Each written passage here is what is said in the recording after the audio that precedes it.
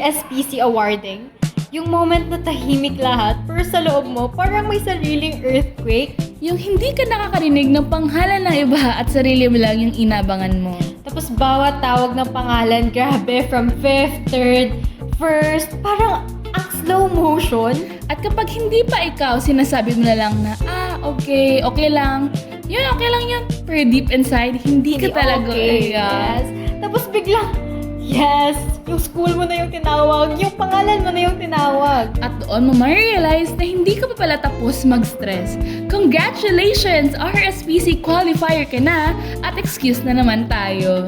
Ito ang kwentong RSPC kung saan mas mataas ang level ng labanan. At mas mataas din ang pressure. Pero kahit gaano pa yan ka-competitive ang lahat, no? May isang tanong talaga na hindi mawawala kada press con.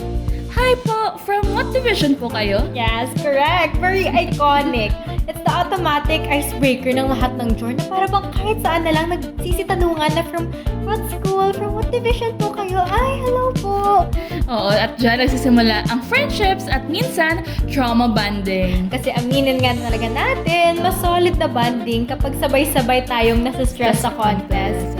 At syempre, may identity crisis moments din. Lalo na kapag hindi mo inaasahan ang ibibigay na topic. Sports writer ka, tapos chess ang coverage. O di kaya yung feature writer ka, tapos biglang, scientific ang peg. Ano to? Hindi ka prepared. O di kaya editorial writer ka, tapos hindi mo alam kung saan ka magagalit.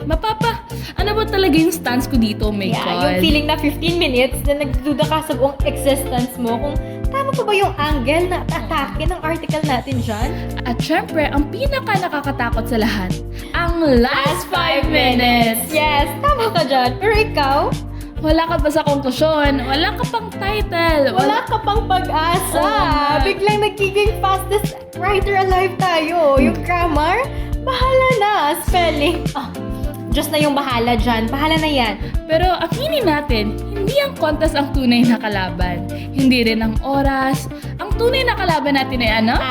Ang printer. At Ang internet. yes, correct. Yung printer na gumagana lang kapag tapos ka na. Ang galing, be. Ang galing. Yung internet na nawawala kapag kailangan mo. Group event na dapat teamwork, nagiging group suffering. Iba talaga. At kaya nga, na-remember ko, yung RSPC natin ay February. Love is in the air. At RSPC Sorala, hindi yung lamig, kundi yung kilig din. Crush hunting is real. Hi po, ano po nga name nyo? For interview lang po. Hehe, mga pa-cute-cute natin dyan. Yan ang certified and verified first step. And Yes. step 2? Yung social media search. Hahanapin talaga natin ang Facebook, IG, and everything. LinkedIn? Oo, at dyan naman nagsisimula ang step 3. Mag-react tayo sa stories. Bebes ka hindi nakapag. Tama yan. Kasi, syempre, at step 4, wala nang next step, be. Diyon ka na lang, be. Hanggang react ka na lang, be. Wag na, be. Okay, go na. Pagkatapos ng contest, Biglang babalik lang lahat. Pagkatapos ng lahat ng pinagdaanan, lahat ng tawanan before ang contest. Yung mga regrets natin na dapat, dapat ganito sinulat ko. May mali ako. May mali pa pala ako. pwede pa bang i-edit? Hindi na. Final answer na yan. Yung may mga regrets talaga tayo after press con na sana pala ganito, sana pala nag-training, and everything. Pero yes, that's it. Tapos na yon, kaya moving on na lang tayo. Eto na ulit. Awarding! Mas tahimik, Mas kaba, mas intense. at mas maraming Lord, please.